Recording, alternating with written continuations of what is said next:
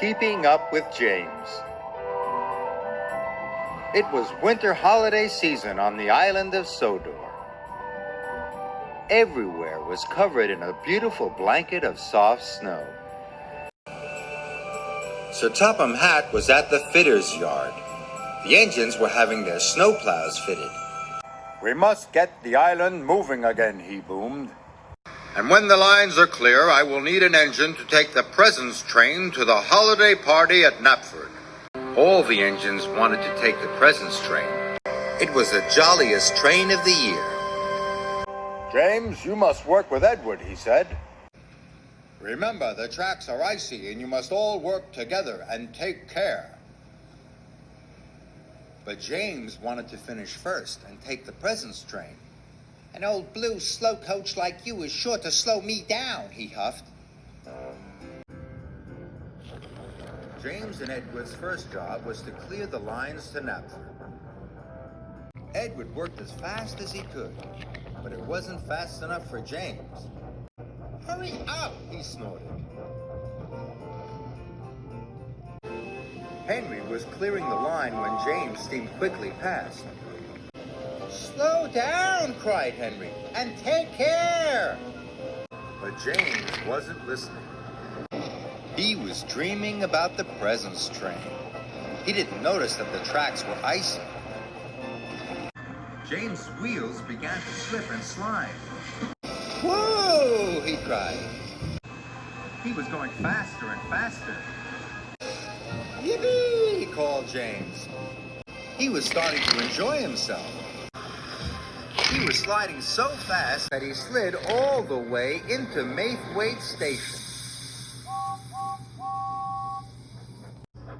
Later, James and Edward had to take some coal cars to the coaling plant.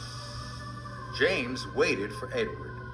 He listened to the choir and watched all the colorful decorations being put up.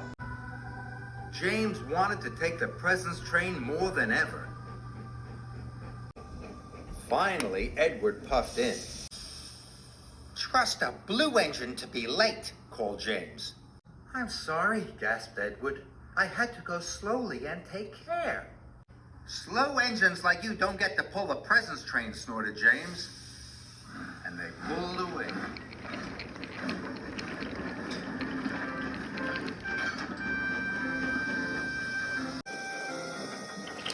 James raced to the coaling plant as fast as he could. Must be first, he puffed. James reached the top of Gordon's Hill. The tracks were icy and James started to speed up. Edward wasn't happy. James's wheels started to slip and slide. "Whee!" cried James. "This is the way to get the job done fast." James thought it was the best slide ever. At the coaling plant, James and Edward's train had been filled with coal. Edward called to James. "You must slow down and take care." "I am taking care," replied James. "Taking care to finish first. I'm going to pull the presents train." And James pulled out.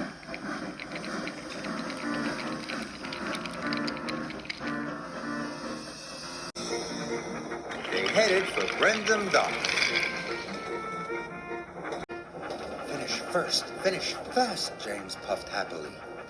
He started to go faster and faster and faster. But he didn't know how very icy the tracks were. His wheels started to slip and slide. "Oh my!" cried James. And he applied his brakes as hard as he could. Whoa! Edward tried to brake as well, but it was too late.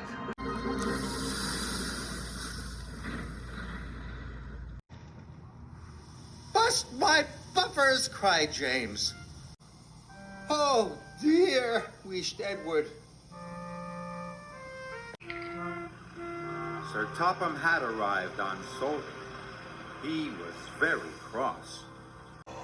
"James and Edward," he boomed, "the tracks were icy and you were not taking care. You have caused confusion and delay." James felt bad. Edward wanted to slow down, but I wanted to go fast so that I could pull the presents train. You won't be doing that now, James, said Sir Topham Hatt. Edward, you are a reliable engine. You can pull the presents train, but you can't pull it alone. It's a very long train. Sir, called James, if I promise to go slowly and take care, can I be Edward's back engine? Sir Topham Hatt wasn't sure. Only if you can puff slowly and carefully, he said. James felt pleased. Edward, he puffed, I will learn to take care just like you.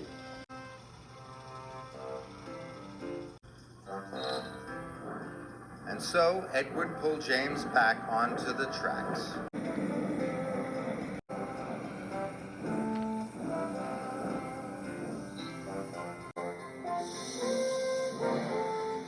Later, at Brendam Docks, the two engines collected the presents train and set off carefully for Knapford. Whenever they came to some icy track, Edward called out, "Slow down!" And now James slowed down. And when they went down Gordon's Hill, Edward called out, "Apply your brakes, James!" And James applied his brakes. So slowly and safely, the two friends puffed into Knapford Station. When the children saw the presents, they cheered and cheered. "Thank you, James," called Edward. "Thank you, Edward," said James. "You are a really useful blue engine."